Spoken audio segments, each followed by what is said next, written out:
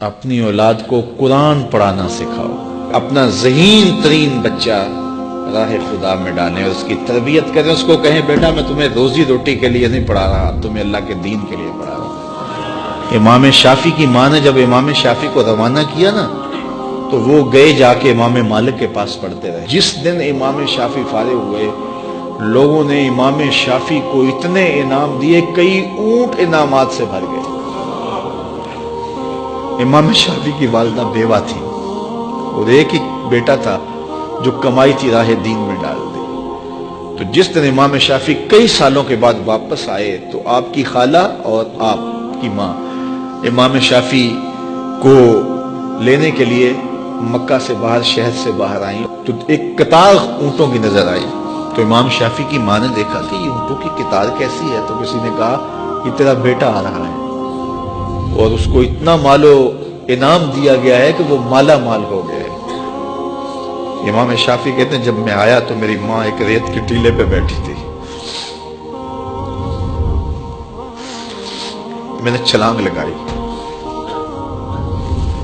ماں سے سلام کیا، لیکن ماں کے چہرے پہ غصہ تھا۔ میں نے کہا امی میں حضور کی حدیثیں پڑھ کے آیا ہوں اور کئی سالوں کے بعد آیا ہوں، تو آپ ناراض لگتی ہیں۔ تو کہا کہ میں نے تجھے رسول کی حدیثیں جمع کرنے کے لیے بھیجا تھا، مال جمع کرنے کے لیے تجھے بھیجا تھا۔ تو حضرت امام شافعی فرماتے ہیں میں نے ماں کو کہا کہ امی کیا کروں؟ تو ماں نے کہا کہ بیٹے جو بھوکے ہیں انہیں غلہ دے دو اور جو ننگے ہیں انہیں لباس دے دو۔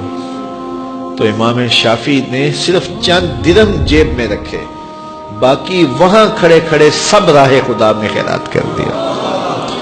ایک بیوہ کا یتیم بچہ آ جا رہا ہے اور اتنا مال، ماں کو تو نہال ہو جانا چاہیے کہ میرا بچہ دین بھی پڑھایا اور اتنا مال و دولت بھی لے آیا، لیکن کہا شافعی تجھے میں نے دین پڑھنے کے لیے بھیجا تھا، دنیا کے لیے نہیں بھیجا تھا۔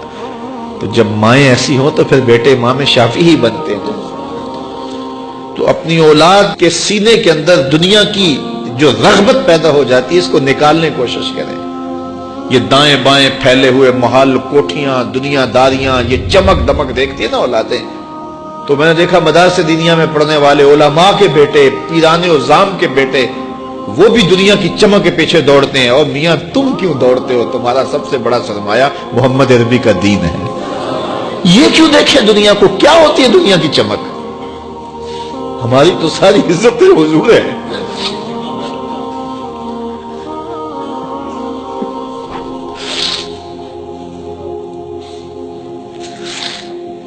ہم جس میں بس رہے ہیں وہ دنیا تم ہی تو ایک عالم دین کو، ایک دیندار شخص کو اپنی اولاد کے سینے سے حب دنیا نکالنی چاہیے۔